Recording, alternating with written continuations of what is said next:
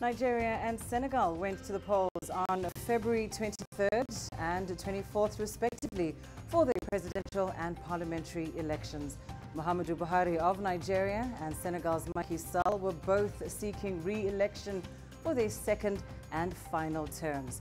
Now, official tallies declared Sall the winner in Senegal with 58% of the vote, while Buhari won 56% of the Nigerian vote. However, Buhari's closest rival, Atiku Abubakar, has rejected that result and stated that he will challenge it in court. This week, we take a look at those just concluded elections and what the future may hold for both countries. I am Lindy Mtongana. Welcome to Talk Africa.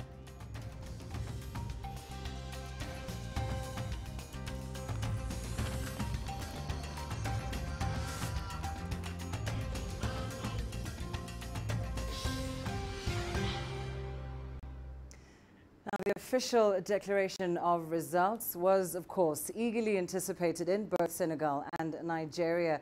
But it was Nigeria's Independent National Electoral Commission that settled a nation's curiosity first, releasing those results early on Wednesday morning. Senegal's results came out one day later on Thursday. Let's hear now from both of those commissions and get some reaction from the voters.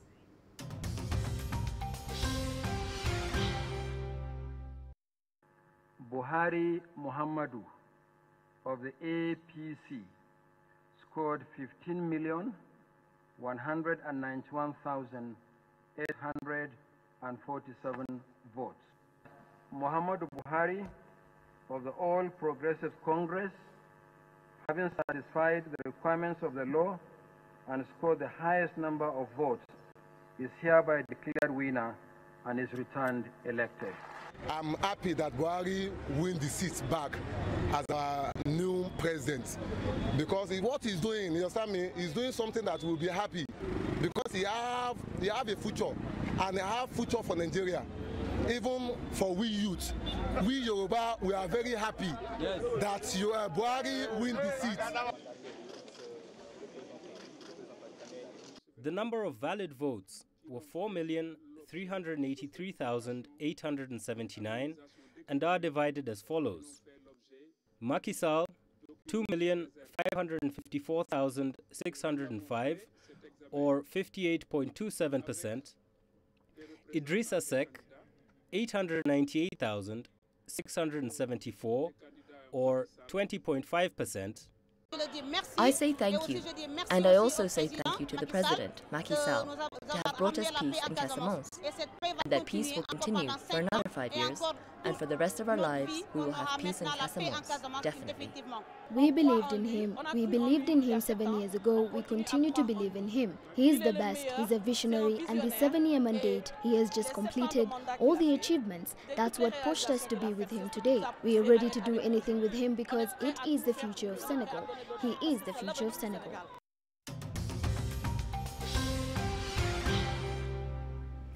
Well, let's delve a little deeper into those elections and, of course, what lies ahead for both countries. Joining me now to discuss this are Dr. Oluwaseun Tella, Senior Researcher from the Institute for Pan-African Thought and Conversation at the University of Johannesburg in South Africa.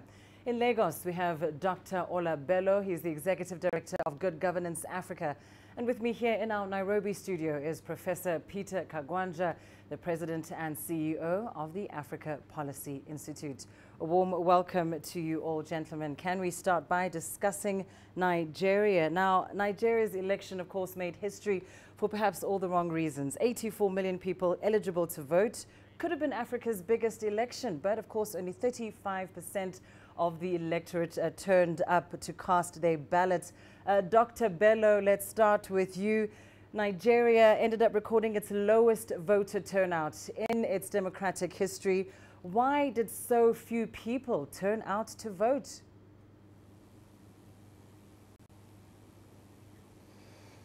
I think it's a dismal turnout, and in my assessment, both the process itself and the outcome of democratic practice in Nigeria accounts for this. With regards to the process, I think we continue to face a number of serious challenges. One relates to election day logistics, which was fairly chaotic in many places, even though overall I think things went reasonably well.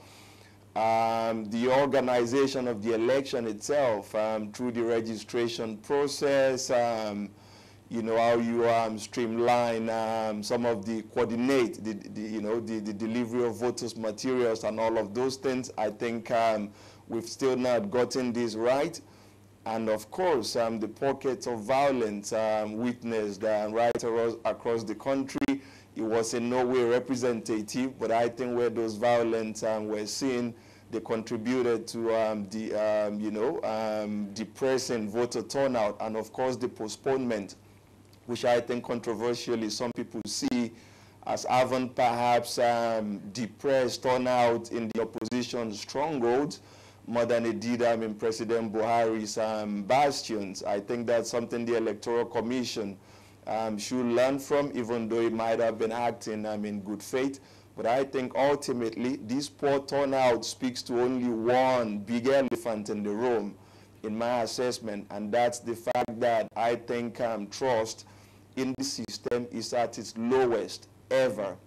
And I think many voters simply stayed away from the polls because they do not think that their exercise of their civic responsibility in the form of voting is going to change the outcome for governance and improvements in the way that Nigerians live fundamentally. And we have to worry about all of this, but I think most importantly, we need to restore some level of confidence in the system so that people think that they can change things through voting. And voter confidence, of course, is a key issue. And I want to bring you in here, Professor Kagwanja. Some have said, in fact, that Nigerians voted by not voting. What do you think of that? First and foremost, this was an election of an incumbent. And usually, if you go through the statistics across the continent in the last 20 years, you'll find that repeat elections or elections that touches on an incumbent do not attract a huge voter turnout. We've just had an election in Kenya last year but one, and at some people talk about apathy. Because an incumbent in Africa usually don't lose election unless they have done badly in terms of their performance the year. So voter turnout is like that. Second, in terms of Nigeria, the divide is not the traditional one, because Abubakar and the Buhari from the north, and this was basically a northern affair, and there was voter turnout in the southern parts was very, very, very weak. Therefore, it is all about those two dynamics, that the competition was not stiff because there was no north-south divide, and two, that elections of incumbents don't attract a huge voter turnout. And whether it was this north-south divide or whether it's about apathy, it certainly has implications for President Buhari. And I want to bring this question to Dr. Teller, joining us in Johannesburg. What does this mean, this low voter turnout? What does it mean for Buhari? Does he have a legitimate mandate from the people of Nigeria?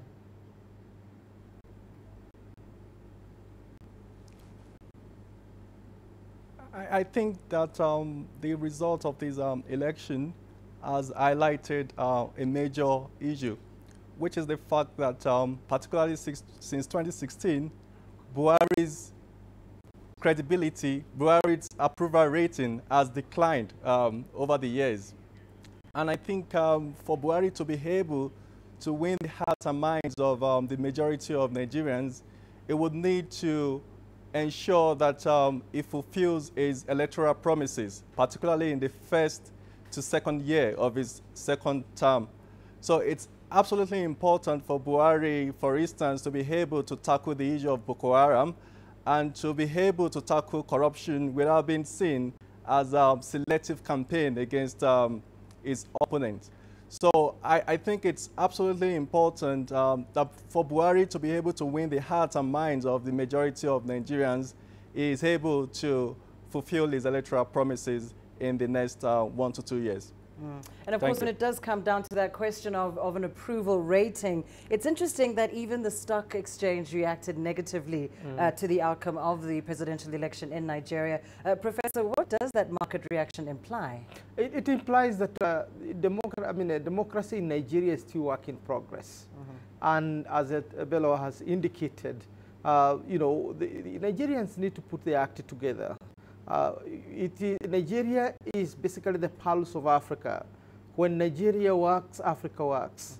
And therefore, those of us from the other parts of the continent are worried about the logistical and the management of elections, because Nigeria has accepted democracy as a way of doing things from a long history of military interventionism in the government. And now Nigeria needs to move now to the perfection of that particular process, so that the rest of Africa, will have an example, and then the rest of the world interpret Africa, Africa through the lenses of Nigeria, because it's Africa's largest, country, and therefore it should be Africa's largest democracy. And Dr. Bello, on that note, I want to come back to you. Of course, as we know, Atiku Abubakar is challenging the election results, saying that he is going to take this matter to court. In fact, calling for the election to be rerun in at least 2 states. How do you think this challenge will play out?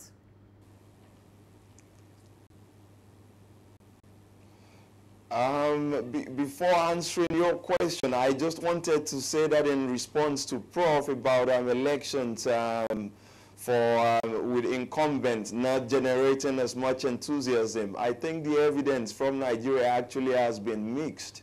Since the transition to democracy in 1999, the election that's seen the most turnout was one with an incumbent, with General Olusegun Obasanjo, seeking a second term in 2003, and the one with the lowest turnout, another general, in the form of President Muhammadu Buhari this year, has of course recorded the lowest turnout. So I think this is not really clear cut, and I think we need to dig deeper and introspect about what's keeping people away from the polls, but I think some of the factors I mentioned earlier play a part in this. On the fact that the challenger, Atiku Abubakar, has not called President Buhari to congratulate him. In fact, he thinks he's been not been given a fair assessment in this voting exercise, and they would be going to the court.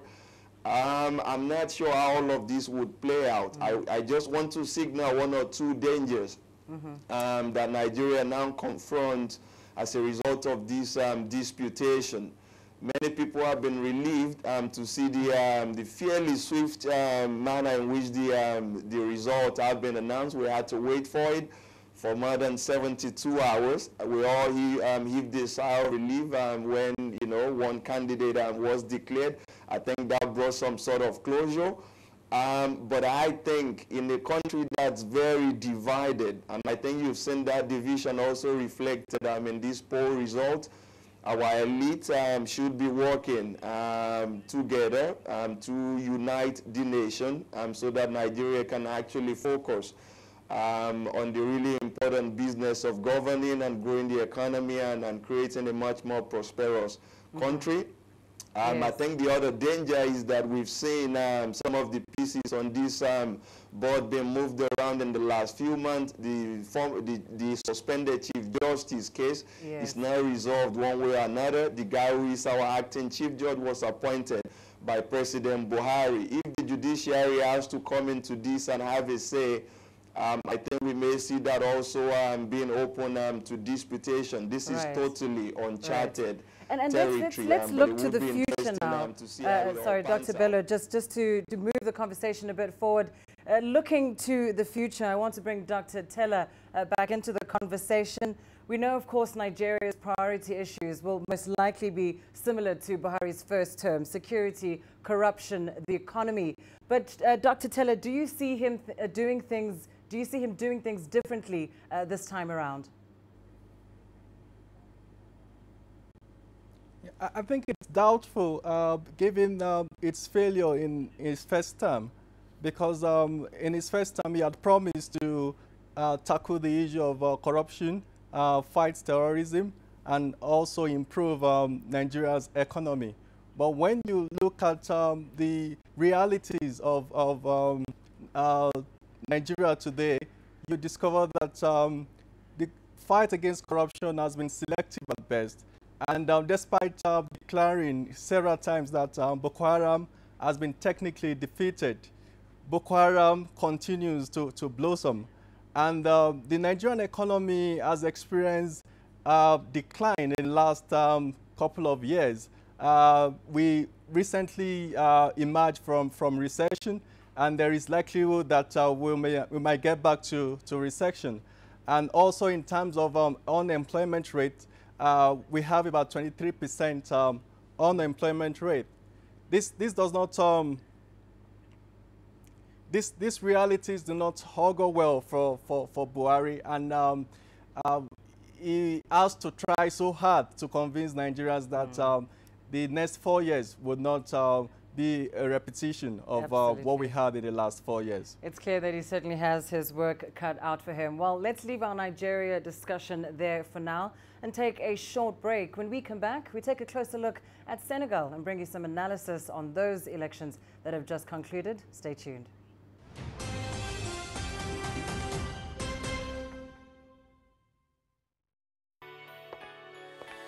Data out of the country.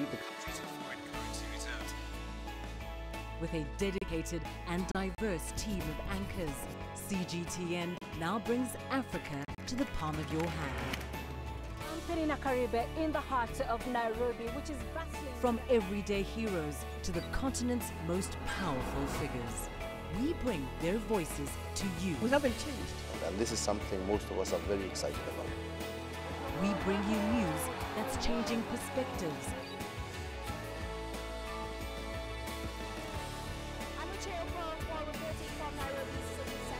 News that brings Africa to the world.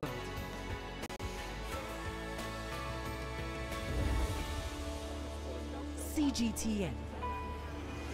See the difference.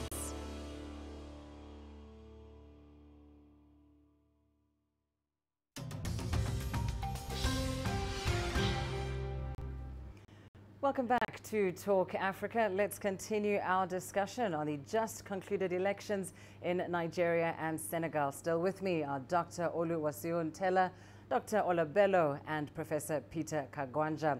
Now, we are, of course, talking about Senegal. And let's start with you, Dr. Bello, in Lagos. Of course, Senegal, one of the most stable democracies on the continent, and a history of peaceful, organized, orderly elections. And in contrast to Nigeria, 2/3 of the electorate, 66%, turned out to vote. What's your view on the strength of Senegal's democracy?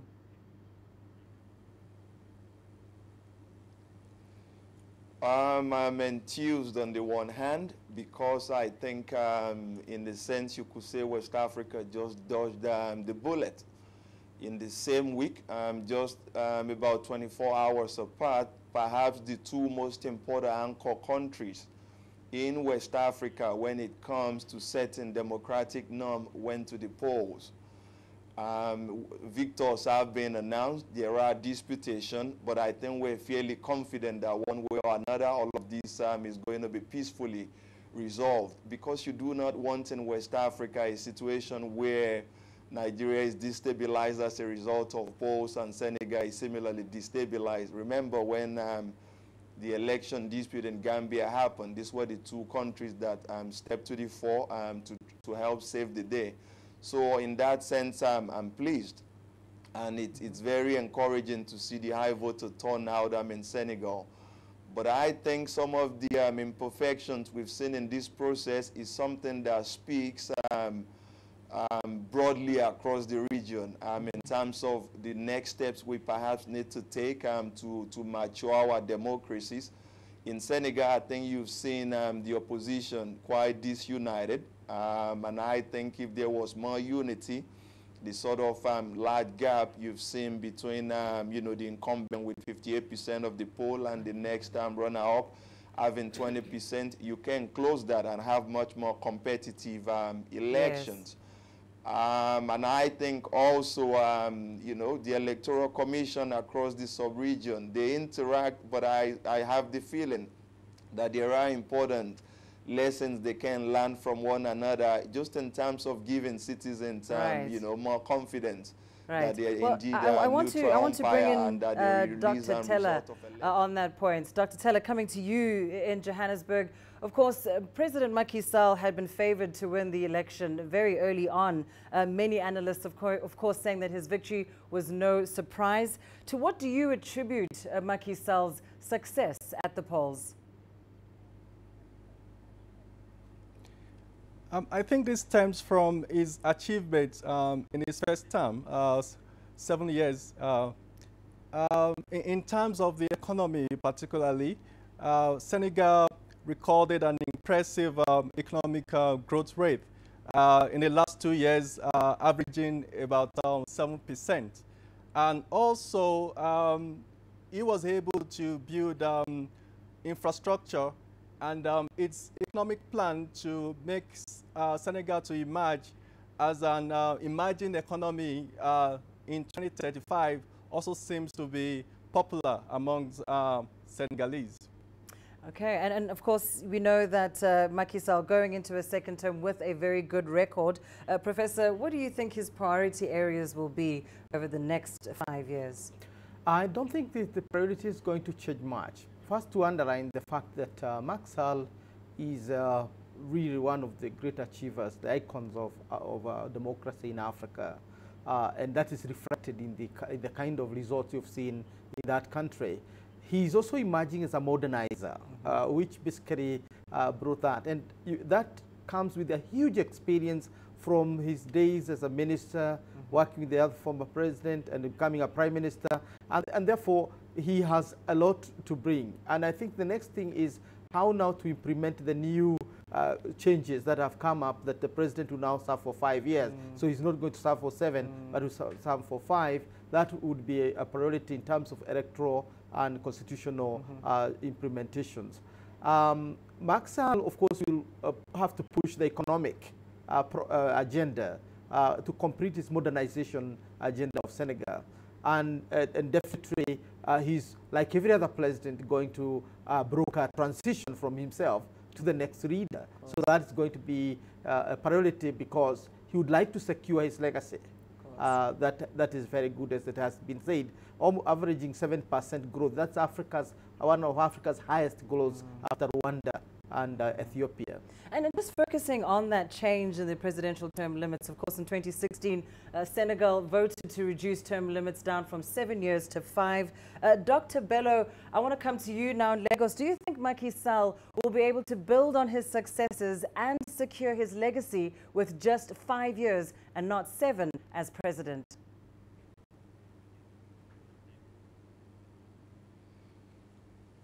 I think it's all within his grasp. As the previous, speaker said, I think he has a record to run on. And the hope is that, within the next 5 years, he would be able to surpass his own achievement and, leave a solid legacy that's worthy of being pointed to in Senegal. But I also have to balance this by saying that, this just concluded election in Senegal is the election in which, in fact, the two most competitive candidates against President Macky Sall were not allowed to run. Both of them had, judicial processes instituted against them. Khalifa Sall, former mayor of Dakar, did not run, as could not Karim Wade, son of the, the former president. Right. I think people talk about Senegal as an example of, democracy in West Africa. But I think we can do much, better by having an inclusive process that does not seem to use the judiciary to harm opponents. It appears, Dr. Bello, just from what you're saying, that you're suggesting that in some way there are kind of lessons to be learned from both situations. And I want to come to Dr. Teller in Johannesburg. When we look at Nigeria, when we look at Senegal, what are some of the key lessons that we should take when it comes to elections in Africa? Essentially, what does it take to hold free, fair and credible elections on the continent?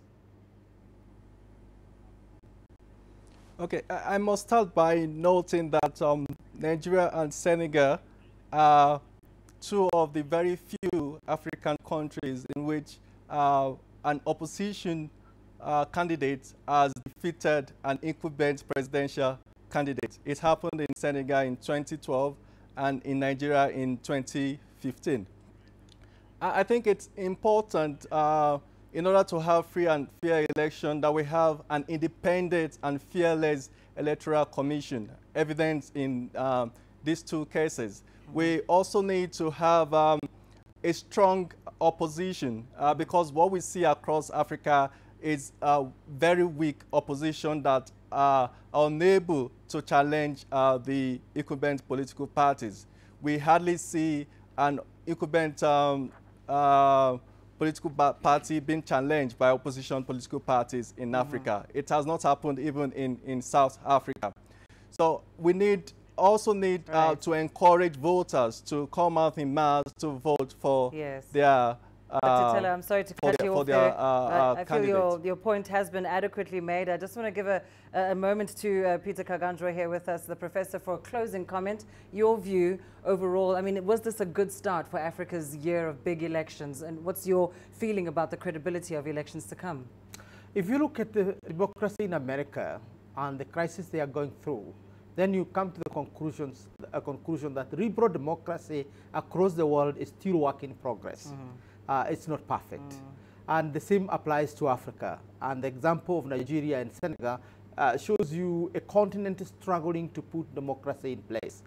This is what needs to be done. One, we need to focus attention on the capacity of electoral management systems and also to assure their independence so that the results are seen as credible. Two, opposition leaders across the continent need to embrace the nature of competition, that elections must lead to peaceful transitions, not to chaos. And finally, we need to not to weaponize courts, because whenever you're going to court, you're using the court as a weapon to win your victory that you not secure through direct elections. That needs to stop. We are out of time, but that is a very good point you make there.